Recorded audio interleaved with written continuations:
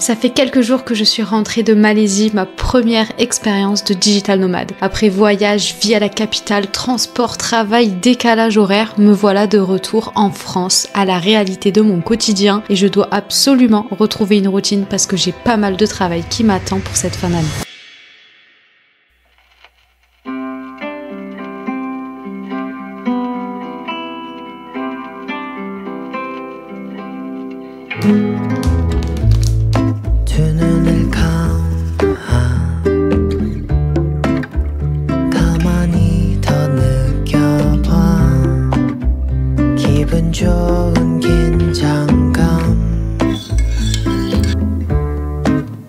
Hello, on est de retour dans une nouvelle vidéo. Je parle doucement parce que il est 7h30 maintenant et que monsieur dort, donc je vais essayer de pas parler trop fort. Je suis de retour de mon expérience du digital nomade en Malaisie. J'espère que vous avez regardé des vlogs et que ça vous a plu. On se retrouve du coup ici en France, chez moi, pour retrouver une routine. C'est la thématique de la vidéo, essayer de retrouver une routine. Vous allez m'accompagner 24 heures. On va essayer de remettre en place une routine correcte que je puisse tenir parce que quand on part en voyage, surtout en mode digital nomade, on a une routine qui est complètement différente de la routine qu'on a chez soi. Donc il faut absolument que je me remette dans un mood. Et j'ai pas envie de reprendre la routine que j'avais avant de partir en Malaisie, tout simplement parce qu'il y a plein de choses que j'ai mis en place pendant que j'étais en Malaisie que j'ai envie d'intégrer dans ma routine ici. Et j'ai envie d'avoir une morning routine, j'ai envie d'avoir une night routine en mode youtubeuse des années 2016, 2000, je sais pas combien, mais c'est ça. J'ai également envie de reprendre l'habitude que j'avais pris là-bas. Je me mettais des blocs de temps pour être efficace, j'avais une tâche, un bloc de temps dédié, et là j'ai envie de refaire pareil parce que là j'avais l'impression d'avoir des tâches à faire mais pas forcément des blocs dédiés et du coup je m'y perdais un peu, je travaillais énormément le soir et tout, comme je vous l'avais dit juste avant de partir, et j'avais l'impression de brasser beaucoup d'air, alors que quand t'as une tâche, une session de deep work, c'est-à-dire une session où t'es vraiment en focus sur ta tâche, t'es beaucoup plus efficace. Et j'ai envie d'avoir donc 2 sessions de deep work par jour, genre en gros le matin, l'après-midi, ou l'après-midi le soir, ou le matin le soir en fonction de mes journées, mais bref, d'avoir 2 sessions de deep work. Après forcément dans les trucs que j'ai envie de garder aussi dans ma routine que j'ai mis en place, j'ai envie de garder de travailler à l'extérieur, donc que ce soit les après-midi, que ce soit de temps en temps une journée, enfin quelques journées par semaine, mais en tout cas j'ai envie de travailler à l'extérieur, et bouger, parce que forcément on bougeait énormément, on marchait énormément, et ça m'a fait du bien, et j'ai envie de garder ça. Donc voilà, c'est vraiment l'objectif de cette journée, c'est de trouver un arrangement pour pouvoir mettre tout ça dans ma routine, et de m'y tenir.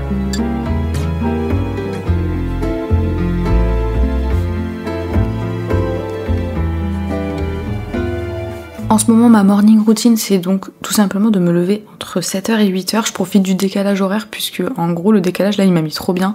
Je me couche tôt et je me lève tôt. Donc, j'essaye vraiment de continuer sur ce fil-là. J'essaye aussi donc de prendre un temps, pas forcément hyper longtemps, mais 15-20 minutes, une demi-heure. Je prends un petit carnet et j'écris. Alors ouais, ça peut paraître un peu fou, alors je suis pas écrivaine, je prépare pas un livre, bébé mémoire. C'est quelque chose que je faisais beaucoup avant, donc ça peut paraître un peu abstrait, je sais pas si vous êtes...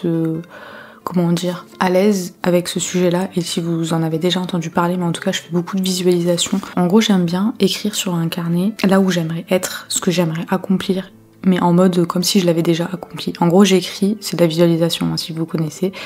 J'écris tout simplement, par exemple, je veux obtenir un client dans tel domaine, je vais écrire, ça y est, j'ai enfin commencé la prestation avec ce nouveau client que j'attendais depuis hyper longtemps, bref. Et en gros, j'écris aussi, surtout pour moi, c'est plutôt de la pensée positive. Je vais écrire parce qu'en fait, ces derniers temps, pareil, j'étais dans un mood où j'avais plus trop confiance en moi, j'avais plus trop confiance en ce que je faisais. D'habitude j'ai hyper confiance en mes projets, hyper confiance en mes stratégies, je suis quelqu'un de déterminé, je suis bélier, et du coup quand je fais un truc je me dis je laisse pas la place à l'échec entre guillemets, je laisse pas l'espace au doute, etc. Et là ces derniers temps, avant de partir en Malaisie, j'étais un peu perdue, j'étais en mode mais où je vais, est-ce que ce que je fais c'est bien, est-ce que je prends les bonnes décisions, je remettais tout en question, et tous les jours je remettais tout en question. Et du coup c'est pour ça que je brassais beaucoup d'air, parce que je passais beaucoup de temps à essayer de me convaincre moi-même de mes propres stratégies, et ça c'est pas ok. Je dois être moi à fond derrière moi, parce qu'encore une fois, si moi je crois pas en moi, il y a personne qui va croire en moi pour moi. Et voilà, ça c'est, je sais pas si ça fonctionne, mais en tout cas moi dans mon état d'esprit, ça m'aide à pas ruminer, ça aide à prendre confiance en moi, et ça me fait du bien, donc c'est l'essentiel. Donc ça c'est ce que j'essaye de faire le matin. J'écris un petit peu, ça me prend 5 minutes, je suis pas là à écrire un livre, j'écris 3-4 phrases qui me font du bien pour le reste de la journée. Je prends mon petit déjeuner, je commence à le prendre en tout cas sans les écrans. Là il y a les petits oiseaux qui chantent, d'habitude je me mets dehors, mais là voulais éviter de parler sur mon balcon et faire résonner dans toute la résidence ma belle voix du matin. Avant ma première session de deep work, attendez.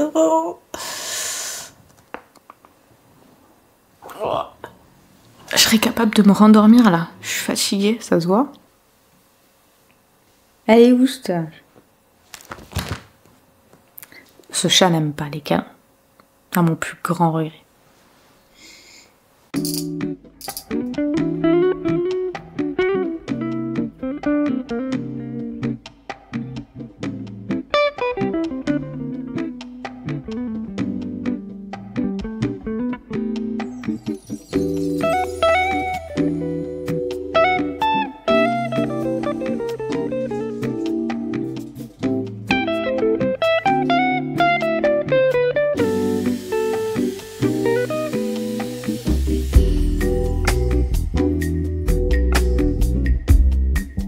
Ces derniers temps, j'ai remarqué que je perdais grave mes cheveux. En Malaisie, j'ai acheté ce produit-là. C'est en gros juste un truc qu'on met en racine et qu'on vient masser. Il est trop efficace. Après, je pense que n'importe quel produit que tu viens mettre et que tu masses comme ça régulièrement, ça fonctionne bien. Et en fait, de ce qu'on m'a envoyé des trucs, apparemment, ça serait le matcha, le thé vert en général, qui fait qu'on absorbe moins bien le fer. Donc j'essaye de diminuer le matcha, j'essaye de prendre que un matcha par jour. Et surtout, ce que j'ai vu, c'est qu'il fallait prendre le matcha vraiment en dehors des repas. Genre au moins 1 heure ou 2 avant ou après un repas. Donc voilà, si vous voulez pas perdre vos cheveux, en gros, il faudrait que je fasse une prise de sang parce que ça se trouve, ça a aucun effet sur moi. Mais bref, en tout cas, si vous êtes fatigué, si vous perdez vos cheveux et que vous buvez beaucoup de matcha, essayez de faire une petite prise de sang pour savoir. Et ça veut pas dire qu'il faut plus consommer de matcha ou plus consommer de thé vert. Moi, j'ai toujours consommé du thé vert toute ma vie, j'ai jamais été en carence de fer. Mais à le savoir, du coup, à le boire en dehors des repas.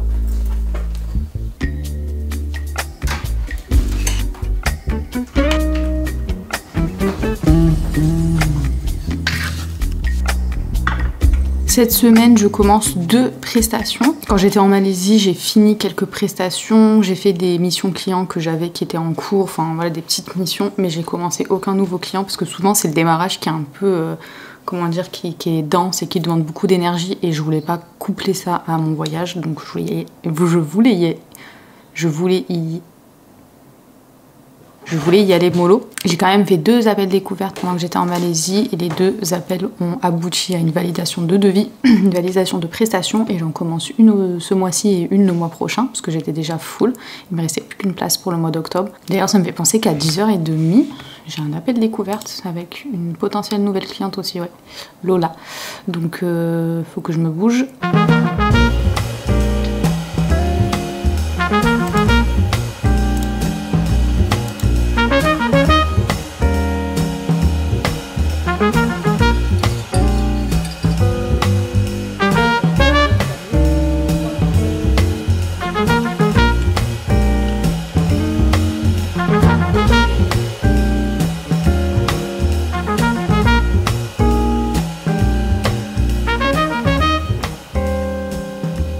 Bon, j'ai terminé de faire mon premier blog de travail en mode intense, en mode deep work, comme ça s'était passé quand j'étais partie. Quand on est hyper focus sur une seule tâche, bah en fait on est 100 fois plus efficace. Donc là pour midi je vais aller manger dehors. Important, je vous ai dit, un de mes objectifs c'est de sortir, d'arrêter d'être enfermée ici. Donc je vais aller manger à l'extérieur. Et je pense que après, une fois que j'ai terminé de manger, j'irai travailler dans un café. Je sais pas où encore.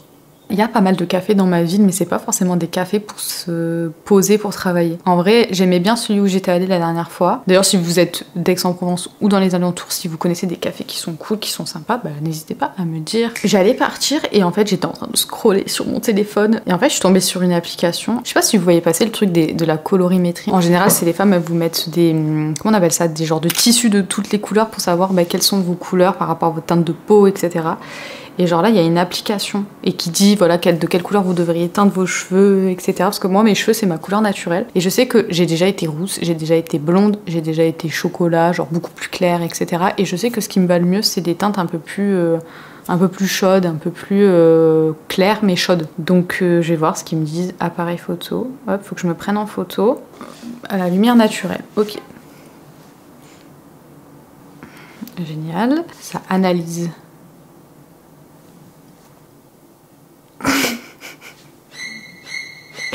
Donc ça c'est censé être moi avec des cheveux rouges. C'est juste plus moi en fait. Ah là là, l'IA. Bon bah sinon on a blond. Mais c'est pas blond ça, c'est jaune pisse, c'est horrible. Bref, allez, vas-y, j'arrête. C'était nul, je vous donne même pas le nom. N'essayez pas, ne perdez pas de temps. Dites-moi, vous, est-ce que je reste brune? Est-ce que je me refais rousse? Faudrait que je vous insère des photos. Si j'en trouve, je vous remets. En tout cas, là, je suis dans une mission de faire pousser mes cheveux. Et franchement, je trouve que ça pousse bien. Hein. Quand j'ai commencé ma chaîne, j'avais coupé mes cheveux, genre, carré, je pense, hein, en 1 an et demi. On continue, hein, opération cheveux en bas du dos.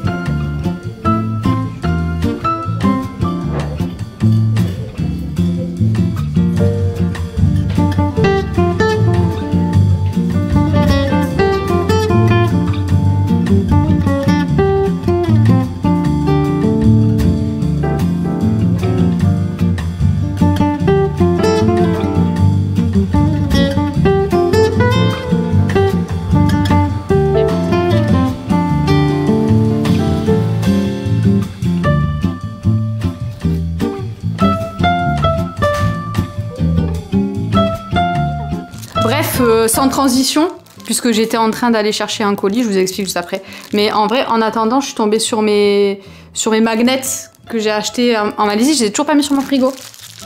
C'est ce que je vais faire tout de suite, Illico Macias, si monsieur veut bien sortir sa tête du frigo. C'est l'heure du goûter. Du coup, j'ai déjà accroché celui-là. Hop.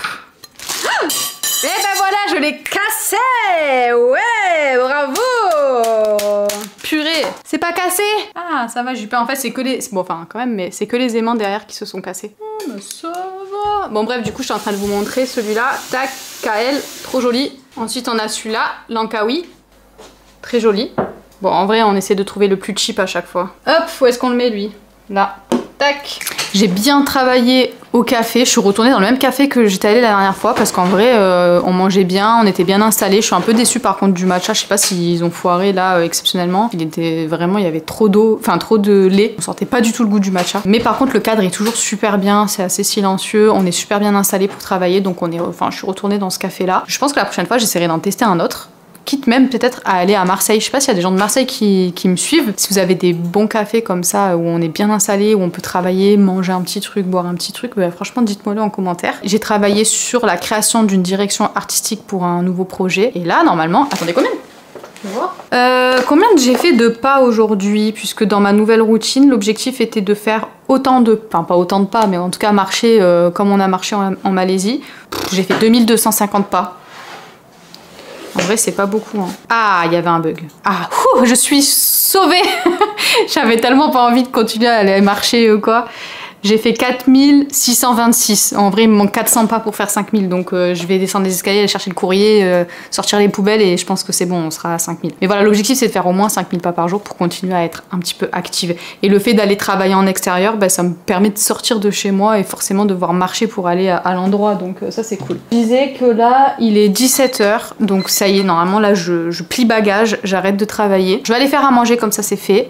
Après, je vais me poser un petit peu. Je pense que je vais jouer sur le PC. Ensuite, je vais aller me doucher, me préparer, on mangera, après je regarderai un petit film et j'irai me coucher. L'objectif c'est de se coucher pas plus tard que, voilà, genre être au lit à 22 h pour m'endormir vers 22 h 30, 23 h maximum. Qu'est-ce qu'on mange, Ah bah j'avais décongelé du poulet, j'avais même pas capté. D'où l'importance de commencer à faire à manger à 17 h, c'est de faire mariner des choses. Donc je vais pouvoir faire mariner mon poulet. Je pense que je vais faire un poulet champignon ainsi que du rice. Et peut-être que je ferai une petite salade de crudités, genre concombre, un truc comme ça en entrée.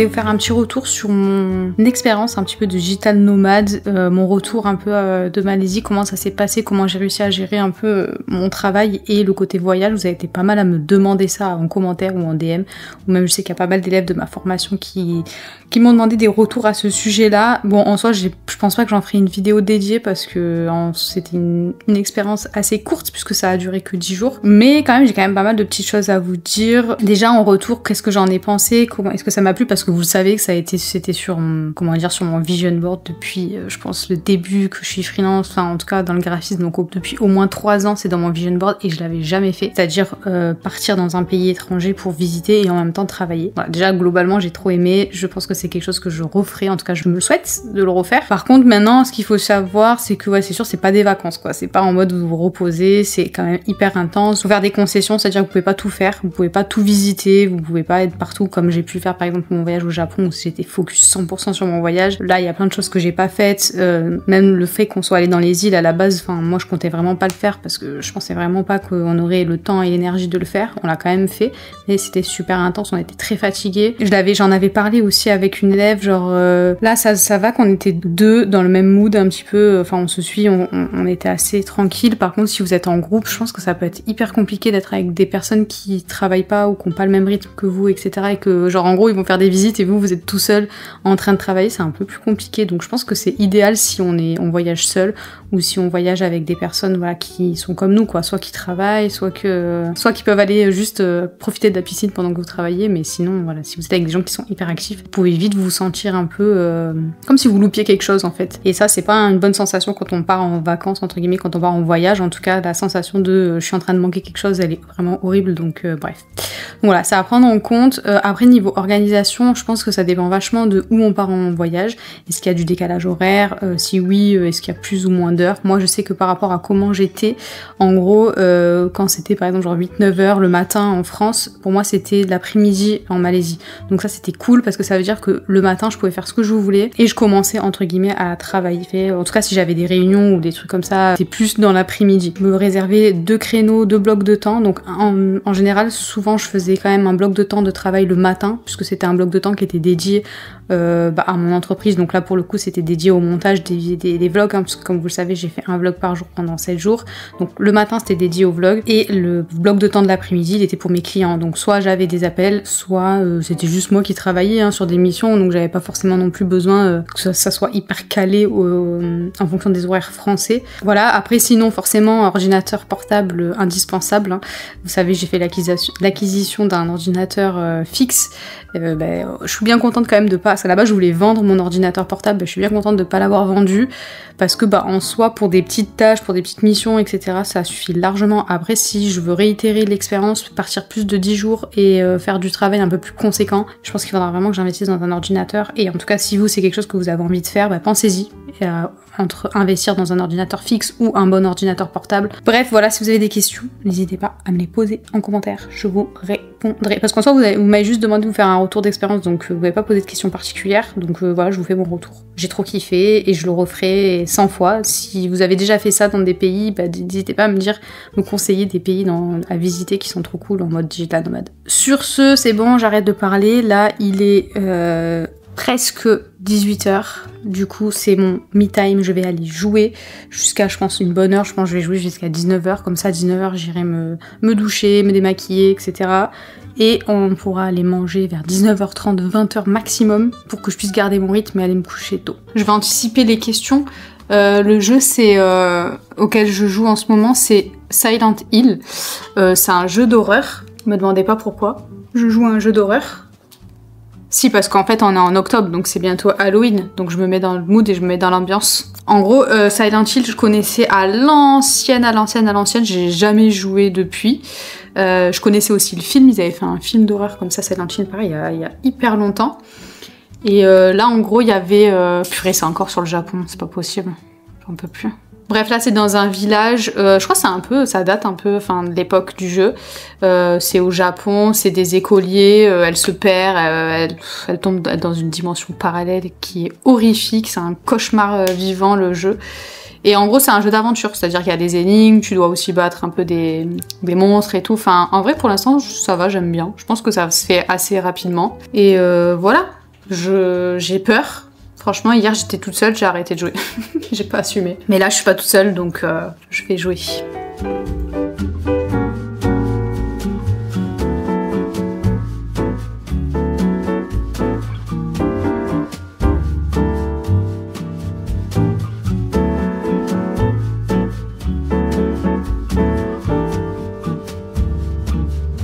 Bon, et bien c'est la fin de ce vlog, je pense, parce que la dernière étape c'est d'aller manger, regarder un film, dormir. En vrai là je suis un peu en retard parce qu'il est 20 h, normalement j'étais censée avoir déjà mangé, mais bon bref, c'est pas grave. J'espère que ça vous a plu de me suivre dans ces 24 heures. Franchement moi ça m'a grave fait kiffer parce que la dernière fois que je suis rentrée de voyage, j'étais trop en dep. Et là de filmer en fait de retour de voyage, ça m'a grave remis directement dans un mood de travail. Dans ma routine, du coup c'était le but de la vidéo. Donc j'ai trop kiffé faire ça, j'espère que ça vous a plu. N'hésitez pas à me dire en commentaire, n'hésitez pas à vous abonner si c'est pas encore fait. Et on se dit à jeudi prochain, 18 h, pour une nouvelle vidéo. Bye!